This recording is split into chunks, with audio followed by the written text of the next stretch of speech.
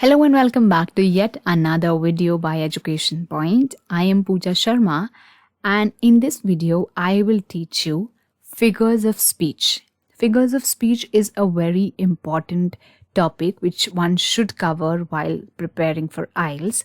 And why this is important is because figures of speech it helps you to make your language sound impressive, and this eventually makes your English language sound more fluent and more natural.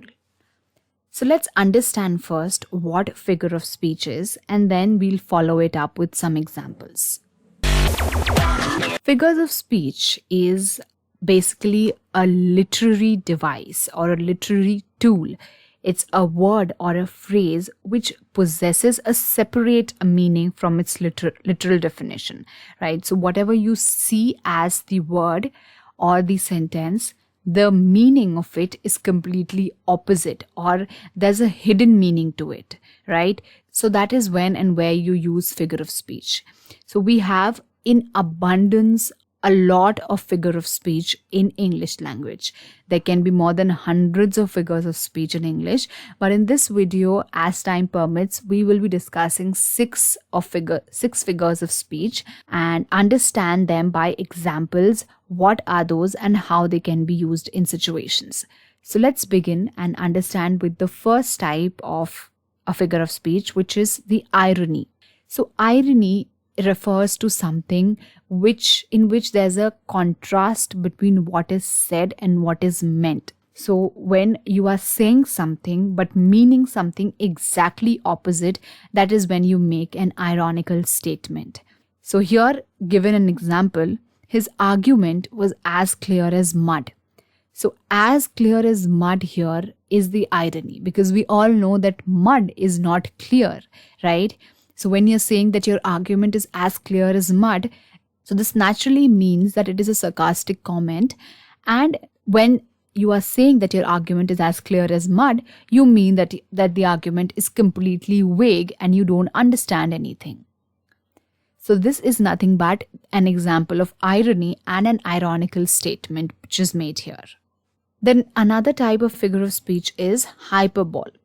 Hyperbole is used when you want to reinforce the point by exaggerating it. So this normally happens when you want to say something or prove a point, and for that you are exaggerating it using a hyperbole, using a casual speech or a figure of speech, and this exaggerates your statement, right? So often media uses hyperbole to exaggerate the facts in order to make the story look more impactful and more effective. Okay, so that is where hyperbole is used. Example, the army troops are faster than the wind and stronger than the mountain. So faster than the wind and stronger than the mountain is nothing but a hyperbole. So here you want to exaggerate that, here you want to reinforce on the point that how fast and strong army troops are. So you are comparing them with the wind and mountains.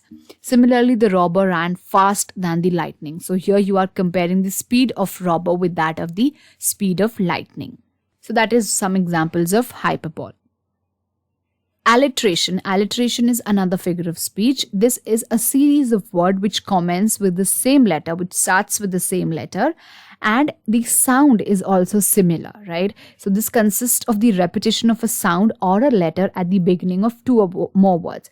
So, when there are sentences which starts with sir, and a series of word follows the same sound and same pronunciation, not the same pronunciation, but the same sound, or the first letter is similar, that is when alliteration comes into play.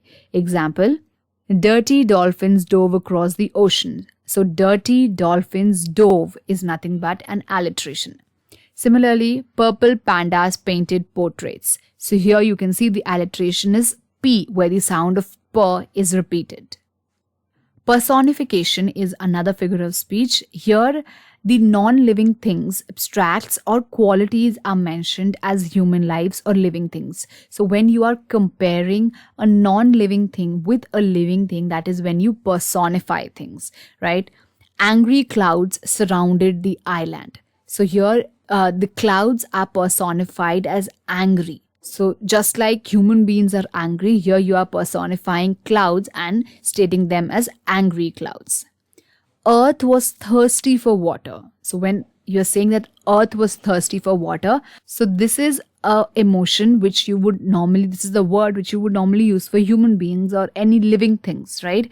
But here you are personifying it with earth. So this is the example of personification. Metaphor is another common figure of speech, and this is an informal or implied simile in which the words like and as are avoided. So here you are comparing or some words or something is similar. So here the examples can be, you are an apple of my eye. You are an apple of my eye. So here you are, the metaphor is apple. Ocean's sound is music to my ear. So this is another metaphor, an example of metaphor. So you can see here the words like and as are not included. It's quite obvious that what you are referring to. Simile. Now what is a simile? So these are two things which are completely unlocked, are compared with each other. So when you're comparing two very different things, that is when the simile figure of speech comes into picture. A simile is introduced by words such as so and as. So this is unlike metaphor. The flower is as pretty as a picture. So as pretty as a picture. So here you are comparing the flower with the picture. So the flower is as pretty as a picture.